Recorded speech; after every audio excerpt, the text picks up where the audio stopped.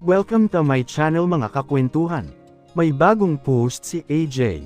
Nagbahagi ng napaka-good vibes bondingan si AJ Raval sa kanyang IG account kung saan namamasyal siya kasama ang kanyang kasintahang si Aljur Abrenica.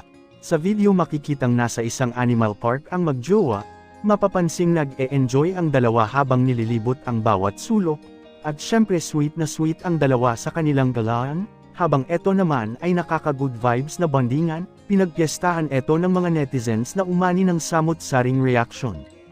Para sa iba pang celebrity kwentuhan, mag-like at mag-subscribe na para laging updated.